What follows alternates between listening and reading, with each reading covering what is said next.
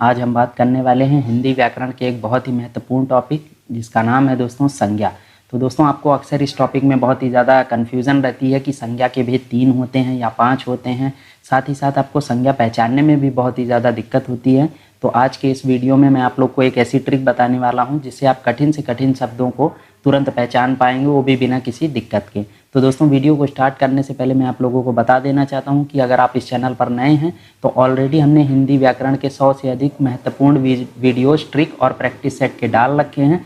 तो अगर अभी तक आपने उन वीडियोस को नहीं देखा है तो इस वीडियो के लास्ट में, डिस्क्रिप्शन में और कमेंट में आपको पूरी प्लेलिस्ट का लिंक मिल जाएगा जहाँ से आप उन सभी वीडियोज़ को देख सकते हैं। तो बिना किसी देरी के चलिए शुरू करते हैं। तो दोस्तों सबसे पहले बात कर लेते हैं संज्ञा की परिभाषा की। तो किसी भी व्यक्ति, वस्तु, जाति, भाव या स्थान के नाम को ही क्या कहते हैं दोस्तों? संज्ञा कहते हैं। ये तो आप लोगों को पता ही है। अब दोस्तों बात कर लेते हैं संज्ञा के भेद की, जो कि बहुत ही महत्वपूर्ण है और परीक्षा में इससे जरूर एक प्रश्न आता है क्योंकि ये बहुत ही मोस्ट कन्फ्यूजिंग क्वेश्चन है कि संज्ञा के भेद कितने होते हैं, 3 होते हैं या 5 होते हैं। तो इसका आंसर है दोस्तों कि दोनों ही होते हैं, ठीक है। लेकिन कब किसको टिक करना है ये जानना बहुत ही ज़रूरी है। तो सबसे पहले जान लीजिए संज्ञा के भेद मुख्यतः कितने होते हैं? व्यक्तिवाचक, जातिवाचक और भाववाचक। अन्य वे भेद भी होते हैं जैसे कि द्रव्यवाचक और समूहवाचक। ये चौथा नंबर है और ये 5वां है। लेकिन अब क्वेश्चन ये है कि 3 कब हमें टिक करना है और 5 कब टिक करना है। तो सबसे पहला क्वेश्चन आपका बनेगा कि संज्ञा के मुख्यतः भेद कितने हैं? तो आपका आंसर होगा 3। कौन कौन से? व्यक्तिवाचक, जातिवाचक और भाववाचक। दूसरा प्रश्न ये बनेगा संज्ञा के मूलतः भेद कितने होते हैं? तब आपका आंसर क्या होगा दोस्तों? 3 होगा। यही सेम चीज़, व्यक्तिवाचक, जातिवाचक और भाववाचक। लेकिन प्रश्न अगर ये बने कि संज्ञा के कुल भेद कितने हैं, तब आपका आंसर होगा 5। व्यक्तिवाचक, जातिवाचक, भाववाचक और द्रव्यवाचक और समूहवाचक। तब ये टोटल आपके 5 हो जाएंगे। तो अब आपको पता चल चुका है कि आपको 3 कब लगाना है और 5 कब लगाना है। मुख्य भेद और मूलतः भेद जब भी हो तो आपको 3 आंसर टिक करना है। कुल भेद लिखा हो तो आपको 5 आंसर टिक करना है, ठीक है। ये चीज़ आप लोग समझ गए होंगे क्लियरली। अब बात कर लेते हैं दोस्तों व्यक्तिवाचक संज्ञा की, जो कि बहुत ही इंपॉर्टेंट है क्योंकि परीक्षा में भेद के बाद जो सबसे ज़्यादा प्रश्न बनते हैं वो व्यक्तिवाचक और जातिवाचक से बनते हैं। तो पहले जान लीजिए, जिस शब्द से किसी विशेष व्यक्ति, वस्तु या स्थान के नाम का बोध हो उसे व्यक्तिवाचक संज्ञा कहते हैं। बहुत ही महत्वपूर्ण है। लेकिन अब इसे पहचानेंगे कैसे? तो दोस्तों ट्रिक ये है कि जब भी आपको कोई शब्द दिया गया हो और आप उसे पढ़ने पे किसी एक जगह पर घूम फिर के पहुँच जाएँ तो वो क्या होता है? व्यक्तिवाचक होता है। अगर आप घूम फिर के उस जगह पर नहीं पहुँच रहे हैं तो क्या हो जाएगा? जातिवाचक हो जाएगा। जैसे एग्जाम्पल के लिए गंगा। अब मैंने कहा जब गंगा ये शब्द दिया गया कि ये व्यक्तिवाचक है या जातिवाचक, तो आपका ध्यान जाएगा गंगा, यानी कि गंगा नदी के बारे में बात हो रही है। तो इसका मतलब आप घूम फिर के किसी एक जगह पर पहुंच गए, शब्द से ही आप तुरंत पहुंच गए। लेकिन अगर मैं बोल दूं कि वहीं पे नदी, मैं कहूँ नदी क्या है, व्यक्तिवाचक या जातिवाचक, तो आप कहेंगे नदी कौन सी नदी? भारत में तो बहुत सी नदियाँ हैं, तो किस नदी की बात हो रही है? यानी आप घूम फिर के किसी एक जगह पर नहीं पहुँच पाए। तो ये क्या हो गया? नदी क्या है? जातिवाचक, जबकि गंगा क्या है? व्यक्तिवाचक। अब बात कर लेते हैं ताजमहल की। ताजमहल, अब आपको घूम फिर के किसी एक शब्द पर पहुँचना है, किसी एक जगह पे कंक्लूजन यानी कि रिजल्ट पे पहुँचना है। तो ताजमहल, तो आपका तुरंत दिमाग क्या आया? ताजमहल, अच्छा वो जो आगरा में स्थित है। तो आप तुरंत एक जगह पर घूम फिर के पहुँच गए। तो ये क्या हो गया? व्यक्तिवाचक, ठीक है। अब यहीं मैं बात कर लूँ धरोहर की, क्योंकि ताजमहल क्या है? एक धरोहर है। तो अगर मैं कहूँ धरोहर क्या है, व्यक्तिवाचक या जातिवाचक, तो आप कहेंगे धरोहर तो बहुत सी जगह पे है। किस धरोहर की बात हो रही है? यानी आप घूम फिर के किसी एक जगह पर नहीं पहुँच पाए, तो धरोहर क्या हो जाएगा? जातिवाचक।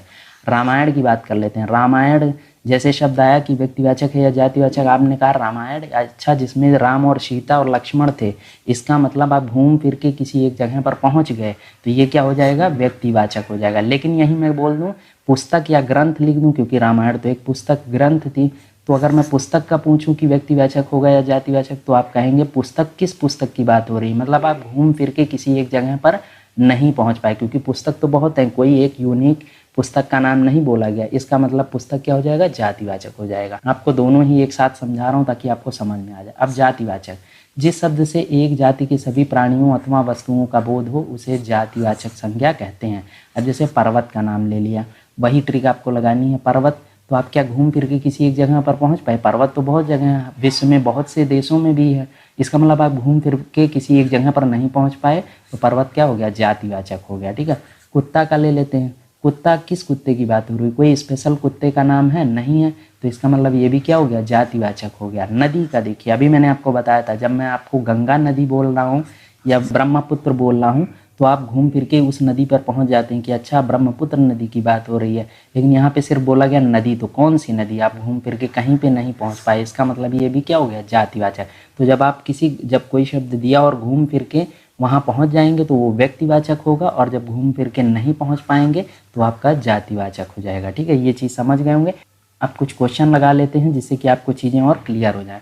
अब बताइए, मनुष्य, मनुष्य व्यक्तिवाचक संज्ञा है या जातिवाचक संज्ञा है? तो सबसे पहले मनुष्य, ये घूम फिर के किसी एक जगह पे पहुंच रहे हैं? नहीं पहुंच रहे हैं। क्यों? क्योंकि मनुष्य तो बहुत सारे हैं। किस मनुष्य की बात हो रही है? क्या रामचंद्र जी की बात हो रही है? अगर रामचंद्र की बात होती तो घूम फिर के आप पहुंच जाते, लेकिन नहीं पहुंच रहे हैं, तो इसका मतलब क्या हो जाएगा? मैंने क्या बताया, जब घूम फिर के कहीं नहीं पहुंचते हैं तो होता है जातिवाचक। तो ये हो गया मनुष्य आपका जातिवाचक। अब दिल्ली देखिए, दिल्ली, दिल्ली से आप घूम फिर के कहीं पहुंच रहे हैं, शब्द जो दिया व्यक्तिवाचक हो गया या जातिवाचक? तो यहाँ पर दिल्ली क्या है? दिल्ली देश की राजधानी है। अच्छा, दिल्ली वही जो देश की राजधानी है, इसका मतलब आप घूम फिर के एक जगह पर पहुँच गए। तो जब भी घूम फिर के पहुँचेंगे तो क्या हो जाएगा? व्यक्तिवाचक संज्ञा हो जाएगा। ठीक है, ये ट्रिक हर जगह लगेगी और आपको पहचानने में भी कोई दिक्कत नहीं होगी। गांव की बात कर लेते हैं। अब गांव दिया गया है, इतना टफ क्वेश्चन है, ये व्यक्तिवाचक होगा या जातिवाचक होगा? तो देखिए व्यक्तिवाचक, इसका मतलब आप घूम फिर के कहीं पहुंच रहे हैं, किस गांव की बात हो रही है? तो आपका क्वेश्चन का आंसर नहीं मिल पाया, यानी घूम फिर के आप कहीं नहीं पहुंच पाए। और जब भी ऐसा हो तो ये क्या हो जाता है? जातिवाचक हो जाता है। ठीक है, जब घूम फिर के नहीं पहुँचते हैं। हनुमान लिखा हुआ, अब ये व्यक्तिवाचक है या जातिवाचक है? तो आपने कहा अच्छा हनुमान वही जो रामायण में थे, यानी घूम फिर के आप कहाँ पहुँच गए? रामायण पर पहुँच गए। जब किसी एक कंक्लूजन, निष्कर्ष पर पहुँच जाए तो वो क्या होता है? व्यक्तिवाचक संज्ञा होता है। ठीक है, ये समझ गए होंगे आप लोग। अब बात कर लेते हैं लड़का की। लड़का क्या है? व्यक्तिवाचक है या जातिवाचक है? तो आप किस लड़के की बात हो रही है? आपने क्वेश्चन किया तो आंसर मिला पता नहीं कौन सा। लड़के तो बहुत हैं, पूरे वर्ल्ड में लड़के भरे पड़े हैं। तो इसका मतलब जब भी आप किसी कंक्लूजन यानी कि निष्कर्ष पर ना पहुँचे तो वो क्या हो जाता है? आपका जातिवाचक संज्ञा हो जाती है। ये आप लोगों को समझ में आ गया। लेकिन जब इन्हीं चीज़ों का वाक्यों में प्रयोग होता है तो वह थोड़ा सा कन्फ्यूज़न हो जाता है और इस प्रकार के प्रश्न भी बनते हैं। जैसे देखिए, लंका का राजा रावण था। अब यहाँ पे आपको बताना है रावण व्यक्तिवाचक होगा या जातिवाचक। अभी तक जो मैंने आप लोगों को बताया वो शब्दों में था, लेकिन अब क्या हुआ? वाक्य में प्रयोग। तो वाक्य में प्रयोग करने पे थोड़ा सा बदल जाती हैं चीज़ें। तो अब आपको इसको बताना है। तो देखिए, लंका का राजा रावण था, यानी ये उसी रावण की बात हो रही है। ट्रिक यही है कि आपको देखना है कि जिसका नाम दिया गया है ये उसके बारे में है या कुछ अलग है। जैसे अभी आपको समझ में आएगा, लंका का राजा रावण था तो बिल्कुल सही बात है, लंका का राजा रावण था, और आपको अंडरलाइन वाले का ही बताना है। तो यानी घुमा फिरा के उसी रावण की बात हो रही है, तो ये क्या हो जाएगा? व्यक्तिवाचक हो जाएगा। ये बिल्कुल सही है। अब देखिए, देश में रावणों की कमी नहीं है, ये प्रश्न है। यहाँ पे भी आपको रावणों का ही बताना है कि व्यक्तिवाचक होगा या जातिवाचक होगा। तो देखिए, अब देखिए ट्रिक क्या है कि आप घूम फिर के उसी जगह पर पहुँच पा रहे हैं? नहीं पहुँच पा रहे हैं। क्यों? क्योंकि देश में रावणों की कमी नहीं है। जब भी वाक्य में प्रयोग हो तो आपको यही ट्रिक लगानी होगी कि ये उस रावण की बात हो रही है या किसी और रावण की। देखिए, देश में रावणों की कमी नहीं है, यानी कि ये आज के रावण की बात कर रहा है, उस रावण की बात नहीं कर रहा है जो लंका का राजा रावण था। इसका मतलब जब भी आपको पता चले कि आज क्या कुछ बात हो रही है वो रावण नहीं है, तो आपका क्या हो जाएगा? ये जातिवाचक संज्ञा हो जाएगी। ठीक है, ये आप लोगों को क्लियर हो गया होगा। तीसरा प्रश्न लेते हैं, अगर नहीं क्लियर हो तो अभी आपको समझ में आ जाएगा। जैसे देखिए, समाज में विभीषणों की कमी नहीं है, यानी कि ये उस विभीषण की बात नहीं कर रहा है। ट्रिक यही है कि आपको जब भी वाक्य में प्रयोग होगा और उसे पहचानना है कि व्यक्तिवाचक है या जातिवाचक, तो ऐसे ही करना पड़ेगा कि ये आज के बात कर रहा है या उस विभीषण की बात कर रहा है। तो आंसर आया कि ये समाज में विभीषणों की कमी नहीं है, मतलब ये आज के बात कर रहा है, आज के विभीषणों की। तो ये क्या हो जाएगा? ये हो जाएगा आपका जातिवाचक, ना कि व्यक्तिवाचक। जो लोग व्यक्तिवाचक लगाएंगे उनका आंसर गलत हो जाएगा। ठीक है, अब देखिए, विभीषण ने राम की मदद की थी। विभीषण ने राम की मदद की थी, यानी ये उन्हीं विभीषण की बात कर रहा है जिन्होंने राम की मदद की थी, ये वही विभीषण है। तो इस कंडीशन में क्या हो जाएगा? ये व्यक्तिवाचक हो जाएगा, क्योंकि ये आज के विभीषण की बात नहीं कर रहा है, ये वही विभीषण है जो विशेष विभीषण जिन्होंने राम की मदद की थी। तो इससे आपको क्लियर हो जाएगा। ठीक है, अब बात कर लेते हैं भाववाचक संज्ञा की। जो शब्द किसी चीज़ या पदार्थ की अवस्था, दशा या भाव का बोध कराते हैं उन शब्दों को भाववाचक संज्ञा कहते हैं, जैसे बुढ़ापा, मोटापा, मिठास आदि। अब दोस्तों भाववाचक संज्ञा पहचाने कैसे, तो इसकी ट्रिक बहुत ही आसान है कि भाववाचक संज्ञा बनाते समय शब्दों के अंत में प्रायः पन, त्वा, ता और प्लस प्रत्यय।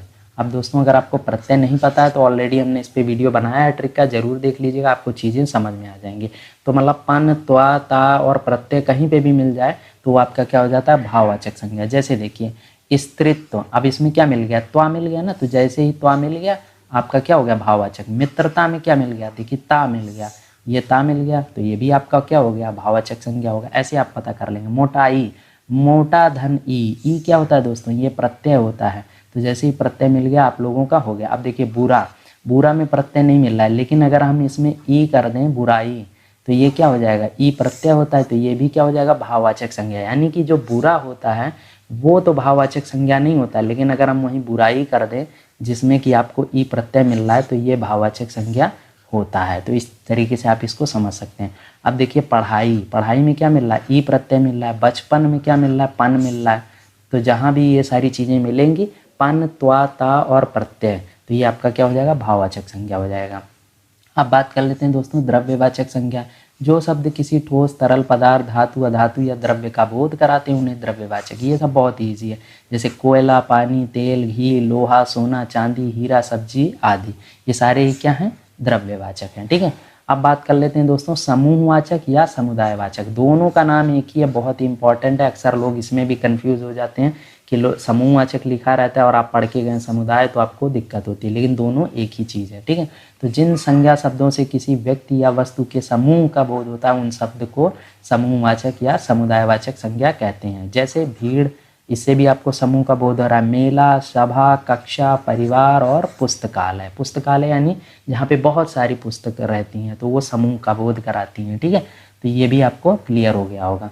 अब दोस्तों इतना पढ़ाने के बाद आप लोगों को ये क्वेश्चन मैंने आप लोगों के लिया है कि गांधी जी ने करो या मरो का नारा दिया, आज भी हरिश्चंद्र जैसे लोग हैं। ये अंडरलाइन मैंने इसमें कर दिया, आपको बताना है कि ये व्यक्तिवाचक है या जातिवाचक है। इन दोनों क्वेश्चन का आंसर आप हमें कमेंट में करके भी बताएं, जिसका भी आंसर सही होगा उसे मैं पिन